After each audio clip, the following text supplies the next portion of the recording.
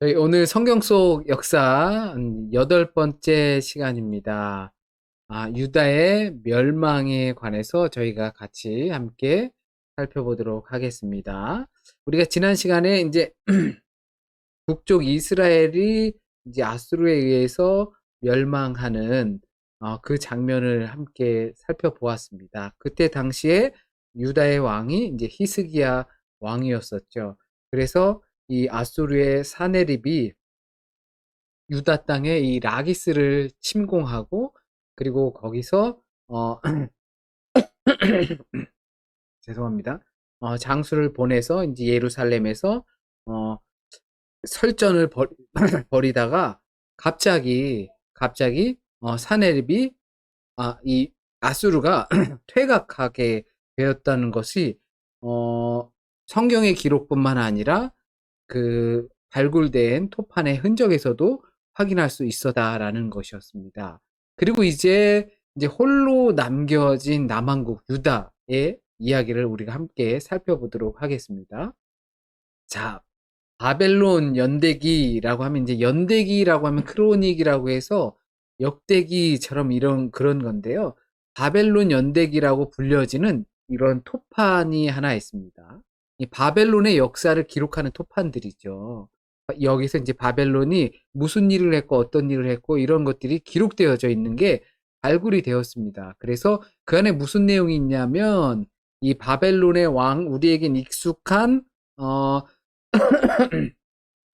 느부갓네살, 다니엘을 잡아갔던 느부갓네살 왕의 아버지가 바벨론의 나보폴라사르라는 왕입니다.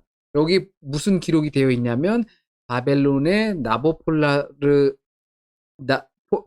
나보폴라사르 왕이 이 니누에, 아수르의 니누에, 그리고 요나가 파견되었던 그 니누에를 점령했다라는 기록이 나오게 됩니다. 그리고 아수르 니누의 멸망 이야기는 또 이 나훔서 1장 10절에 보면 기록을 하고 있죠. 그럼 어떻게 기록하냐면, 물에 잠기고 흑암에 잠겼다라고 기록하고, 역사적 기록에서는 그것이 홍수가 넘치고 그게 흙더미에 덮였다라는 것이 이러한 토판들의 내용에서 나오고 있습니다. 그래서 이제 바벨론의 연대기에서는 이 아수르의 니누에가 나보폴라사르 왕이 의해서 점령당했다라는 것이죠. 그래서 나훔 선지자도 결국엔 니누에를 회개시킨 요나, 그것이 무색할 정도로 나훔 선지자를 통해서 이 아수르가 멸망할 것이다라는 걸 선포하셨죠. 그리고 예레미야 20장 8절에서 9절에서 보면은, 내가 말할 때마다 외치며 피멸과 멸망을 선포함으로 여호와의 말씀으로 말미암아 내가 종일토록 치욕과 모욕거리가 됨이니이다. 내가 다시는 여호와를 선포하지 아니하며 그의 이름을 말하지 아니하리라 하면 나의 마음이 불붙는 것 같아서 골수에 사무치니 답답하여 견딜 수 없나이다. 이 내용은 예레미야가 하나님의 말씀을 따라서 열심히 선포하지만 그 받아들여지지 않는 그런 상황 속에서 스스로에게 느껴지는 갈등 같은 내용이 담겨져 있는 부분이기도 합니다. 그리고 이 바벨론 연대기 후에 또 바벨론 전쟁의 이야기들이라는 것인데, 거기에서는 이 나보폴라사르 왕 다음에 바벨론의 거의 전쟁의 신이라고 할 수 있을 정도의 느부갓네살 왕이 이 예루살렘을 침공하게 되는 이야기가 등장하게 됩니다. 그 안에 그 침공하는 이야기가 나오고, 그리고 이 다니엘이 포로로 잡혀간, 여러 사람들을 끌고 가니까요. 이 바벨론 시대 때는 우리 성경에 나오는 다니엘이 또 등장하게 되죠. 다니엘이 그 느부갓네살 왕 1차 침공 때 예루살렘 딱 침공하니까 그때 포로로 잡아갔기 때문에 그렇습니다. 근데 다니엘에 나오는 여러 가지 이야기들 중에서 역사적으로 맞지 않는 것 같다라고 하는 비판들이 있습니다. 그런데 여기 보시면 나보니두스 원통형 톡이라고 해서 이 나보니두스 실린더가 발견이 되었습니다. 이 원통형에는 무엇이 기록되어 있냐면, 다니엘서에 등장하는 바벨론의 마지막 왕 벨사살에 대한 기록이 담겨져 있습니다. 왜냐하면 이것이 발견되기 전까지는 이 나보니두스가 이 바벨론의 마지막 왕이다라고 기록을 하고 있는데요. 근데 성경에서는 특히 다니엘서에서는 벨사살이라는 왕이 등장을 하게 되죠. 그래서 이 벨사살이 어떤 부분에서 등장하냐면 이 연회를 펼치는데 갑자기 벽에서 알지 못하는 문자가 나와서 이것을 해석할 사람을 찾는데 그것이 바로 다니엘이 그 내용을 해석해주고 며칠 가지 못해서 벨사살이 죽게 되는 것이죠. 그런데 이것은 잘못된 기록이다라고 역사가들은 말했지만 이것이 발굴되면서 이 어, 다니엘서의 이 벨사살이 나보니두스의 아들이었다라는 것이 기록이 발견된 것입니다. 그리고 다리오의 침략으로 인해서 이 바벨론이 멸망하게 됐다라는 내용을 기록을 하고 있습니다. 그러니까 이 안의 내용은 나보니두스가 그의 아들 벨사살을 위해 쓴 기도문도 나오게 되고요. 그리고 나보니두스 연대기 일부에서는 이 나보니두스 왕이 아라비아의 텔마라는 곳으로 갔고 그의 인생의 마지막 10년 기간 동안 왕국에 대한 통치를 아들인 이 벨사살에게 맡겨주었다라고 이야기를 기록을 하고 있습니다. 그러니까 이것이 발견됨으로 인해서 다니엘서에서 있었던 그 바벨론의 마지막 왕인 벨사살이 왕위에 있었다라는 것을 알게 되고 또 벨사살 왕이 다니엘이 이런 것들을 막 해석을 하니까 어떻게 합니까? 당신을 이 바벨론의 세 번째 지위에 올려놓겠다라고 하죠.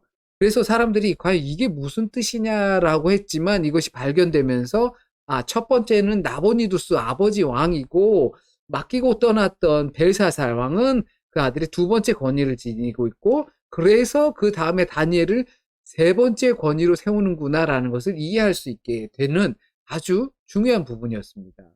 그래서 다니엘서 5장 26절을 내가 너를 왕국에서 세 번째로 삼겠다라고 기록을 했던 것이 이해가 되는 거죠.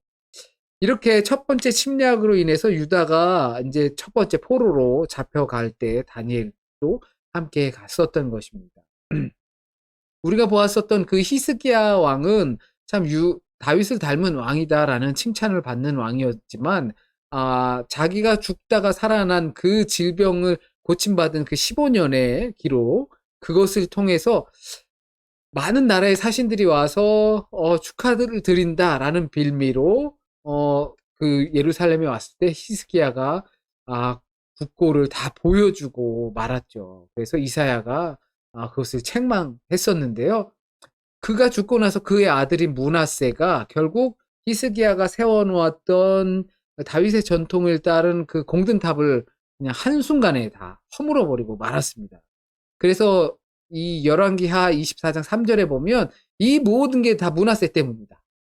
이 하나님께서 이 시기를 지연시켰지만 이것이 도래할 수밖에 없게 된 것은 므낫세, 히스기야의 아들인 므낫세 때문에 하나님께서 심판을 무슨 일이 있어도 거두지 않으시기로 했다라고 성경은 기록을 하고 있습니다.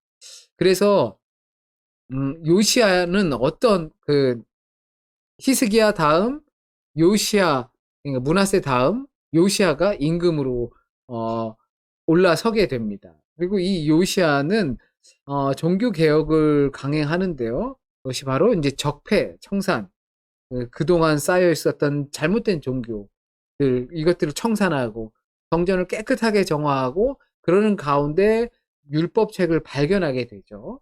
그래서 많은 학자들은 그 율법책은 신명기서일 것이다. 그래서 하나님의 말씀에 순종하는 자가 되어야 한다라는 것을 요시야가 그것을 발견하고 그렇지 않았기 때문에 우리가 지금 이와 같이 아주 나쁜 상황에 처해 있구나라는 것을 깨닫고 통회하며 자복하며 옷을 찢으며 회개했다. 뭐 이렇게 성경에서 기록을 하고 있습니다. 그래서 이와 같은 내용들에서 하나님께 이제 순종을 해야 한다. 그리고 또 이 요시야 임금이 유월절을 재개를 하게 되었습니다. 그리고 그러니까 예배의 장소를 그 전까지 이곳저곳에서 막 하다가 이제는 하나로, 한 곳으로 통일을 시키는 것이죠. 그러니까 이곳저곳 있다는 것은 사사기의 시대처럼 자기 멋대로, 자기 주관대로 이루어졌을 확률이 매우 높기 때문에 단일화 시킨 것입니다. 그런데 아쉽게도 역대하에서도 그렇고 열왕기하에서도 그렇고 이 요시아가 이 무깃도라는 곳에서 전쟁을 나가다 사망하게 됩니다. 열왕기하 23장 29절에 보면 이제 바로 느고가 이집트의 왕인 느고가 올라가면서 아수르와의 전쟁을 위해서 올라가거든요. 그런데 이 바로 느고 왕이 요시아에게 이 전쟁은 하나님께 속한 전쟁이다. 요시야 너랑 유다 너랑 내가 싸울 일이 없다. 그러나 이 요시아가 그것을 막아서게 됩니다. 그래서 요시아가 그 무깃도 전쟁에서 결국 죽고 말게 되었습니다. 그래서 역대하 35장 25절에 보면 예레미야가 이 요시아의 죽음을 두고 애가를 불렀다라고 기록을 하고 있습니다. 그렇다면 이 요시아가 죽고 난 이후의 왕들, 그들은 과연 어떤 왕들인지 한번 살펴보겠습니다. 먼저는 여호아스가 나오고요. 그 다음에 여호야김, 여호야긴, 시드기야 이렇게 등장하게 되는데요. 이 요시아의 아들들입니다. 첫 번째로 여호아스가 둘째 아들이고 그 다음에 여호야김이 첫째 아들이고 그리고 여호야긴은 이 여호야김의 아들이고 시드기야는 요시아의 세 번째 아들이 되겠습니다. 그리고 이 유다의 마지막 왕이 되는 거죠. 이 시대에는 유다가 대혼란을 겪고 있는 시기예요. 요시아처럼 기준을 잡지 못하고 대혼란을 겪으면서 이 선지자들의 말을 들었다. 저 선지자들의 말을 들었다. 이집트로 붙었다. 또는 바벨론으로 붙었다. 어디로 가야 할지를 갈피를 잡지 못하고 마치 옛날에 우리 유행가 갔었죠. 종로로 갈까? 청량리로 갈까요? 뭐 차라리 뭐 이렇게 했던 것처럼 이집트로 갈까? 바벨론으로 갈까? 또 심지어 왔다 갔다 했다는 말이죠. 시대에 따라서. 그리고 이 여호아하스가 왕이 되었어요. 근데 요시아가 무깃도 전쟁에서 죽고 나서 여호아하스, 요시아의 아들을 세운 거죠. 그런데 이 전쟁 갔다가 내려오는 이집트가 누구 마음대로 지금 요시아의 아들 여호아스를 뭐 니네 맘대로 이렇게 왕을 세우냐 하면서 여호아스를 끌고 이집트로 내려가서 거기서 죽었다라고 기록을 하죠. 그리고 대신 여호야김 첫째 아들을 왕으로 세웁니다. 원래는 엘리야김인데 이름까지 바꿔가면서 그러니까 통치권을 이집트가 갖겠다. 니네 때문에 지금 손해가 이만저만이다. 그러면서 이제 그 왕이 마치 우리나라가 명나라나 청나라 때 이렇게 그 나라에 인정이 없으면 왕을 세울 수 없었던 거랑 비슷한 형국인 거죠. 자, 그래서 이제 여호아하스는 그렇게 끌려가고 여호야김이 아주 한 10여 년간 왕위에 올라 있었습니다. 근데 이 여호야김이 국민에게 세금을 많이 부여하고 또 애굽 왕에게 이제 조공을 바치게 됩니다. 유다 왕 여호야김이 다스린 지 3년이 되는 해에 바벨론 왕 느부갓네살이 예루살렘에 이르러 성을 에워쌌더니 다니엘서 1장 1절에 이제 예루살렘이 느부갓네살 왕에게 공격당했다라는 것이 등장하게 되는 거죠. 그렇게 되면서 이제 바벨론에게 이제 조공을 바치게 되는 것이죠. 그러다가 또 바벨론을 대적하게 됩니다. 그래서 열왕기하 24장 1절에 여호야김 시대에 바벨론의 왕 느부갓네살에 올라오매 여호야김이 3년간 섬기다가 돌아와서 그를 배반하였더니 또 금세 배반하는 형국을 성경에서 기록을 하고 있습니다. 여기 붙었다 저기 붙었다 막 하는 거죠. 그래서 이 예레미야가 이제 비판에 나가기 시작하고 그리고 예레미야가 순환을 당하기 시작합니다.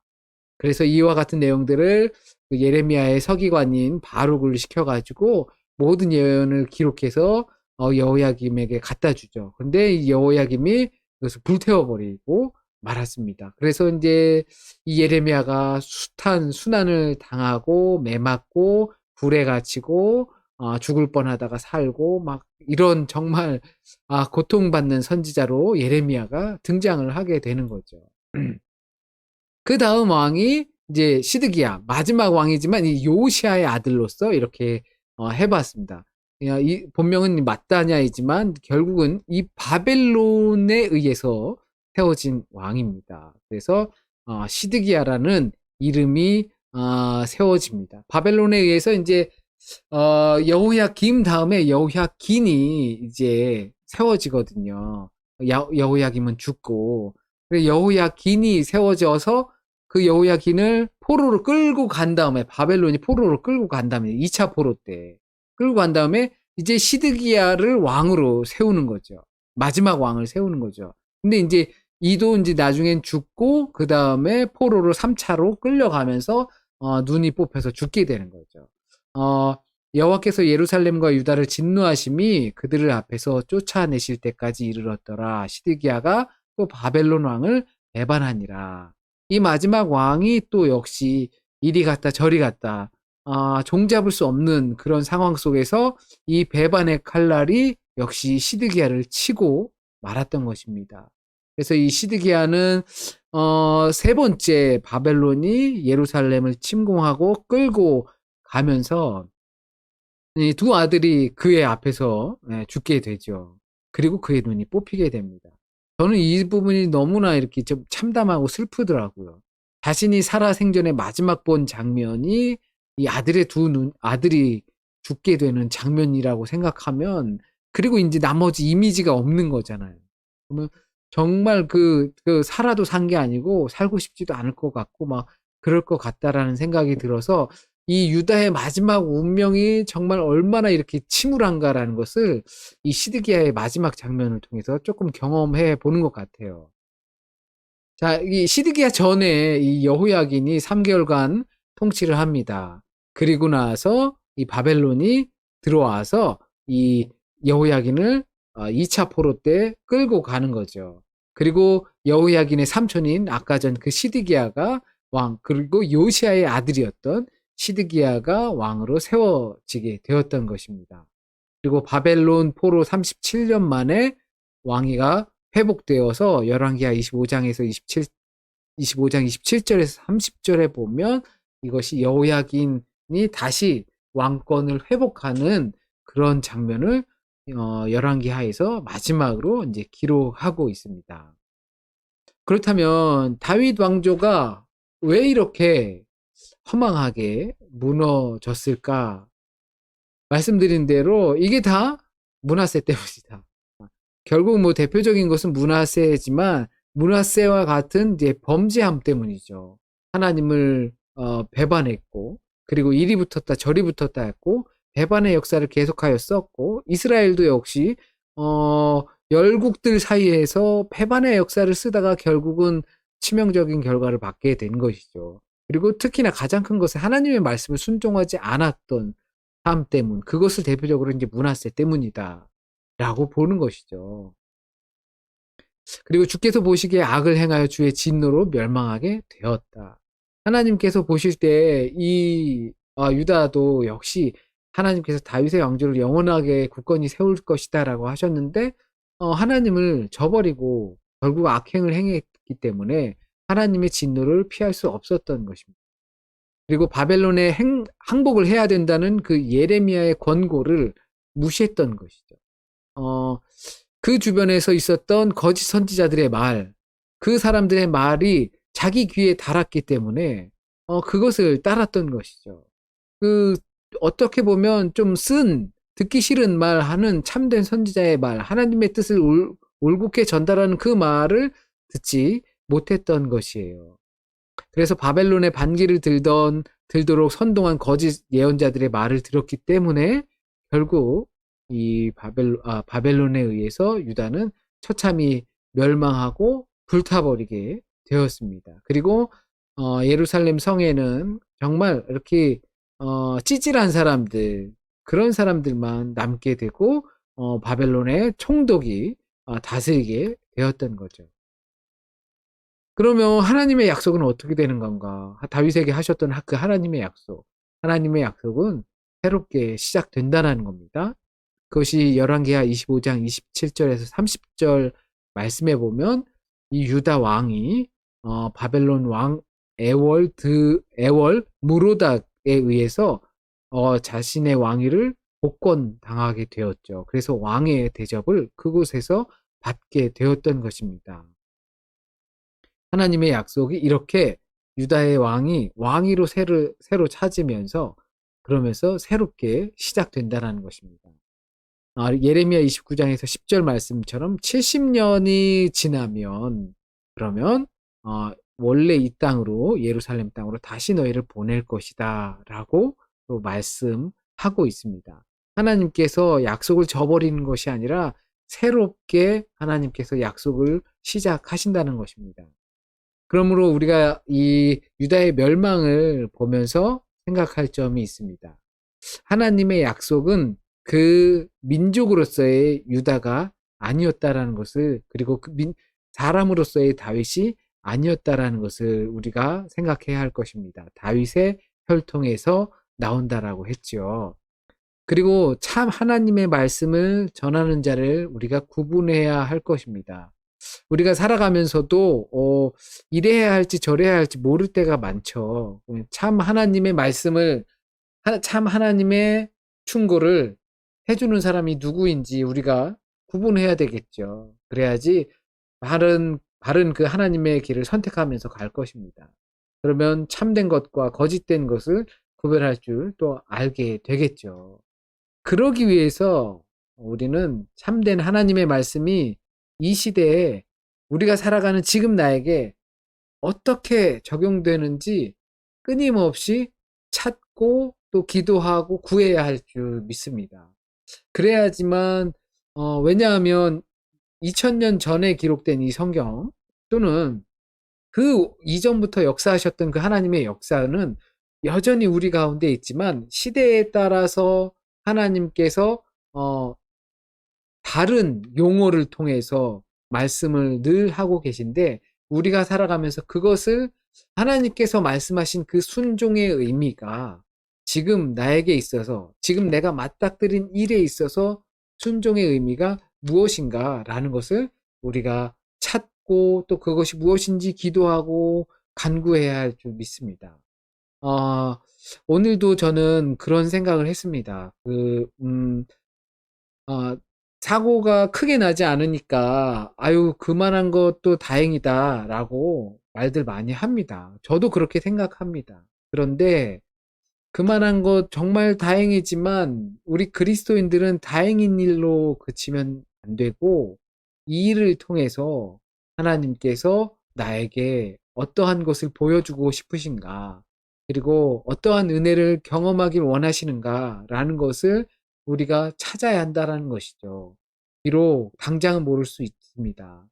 저도 하나님께서 왜 이 시간을 통해서 저에게 어떤 은혜를 경험하길 원하시는가 찾고 구하고 또 기도합니다. 지금 당장은 모르지만 그것을 하나님께서 깨닫게 하여 주실 것이고 그 은혜를 통하여서 더 큰 하나님의 은혜를 사모하게 될 줄 믿습니다.